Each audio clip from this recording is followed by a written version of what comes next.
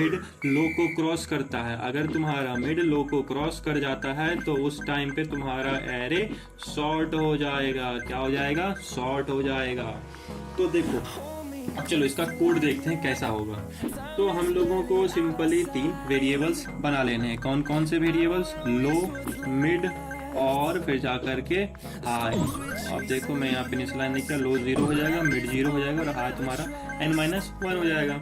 और फिर हमारा एक लूप लगेगा, व्हाइल लूप। इसमें हमारा कंडीशन क्या होगा? अभी तुम लोगों ने देखा mid less than equals to low, और फिर जा करके हम इसके अंदर एक इफ लगाएंगे कंडीशन चेक करने के लिए कि अगर एरे ऑफ मिड हमारा क्या आता है?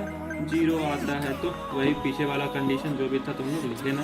फिर जा कर के एल्स इफ क्या हो जाएगा? एरे ऑफ मिड अगर हमारा 1 आता है तो उसके लिए क्या करते हैं हम लोग? सिंपली मिड को प्लस प्लस कर देते हैं। और नहीं तो लास्ट वाला केस जब 2 आता है तो उसमें भी स्वैप होता है कुछ कुछ और हमारा हाई घट जाता है। तो ये हमारा कोड स्निपेट हो जाएगा। अब देखो, अब इसका हम लोग टाइम कॉम्प्लेक्सिटी डिस्कस करते हैं। टाइम कॉम्प्लेक्सिटी इसका क्या हो जाएगा?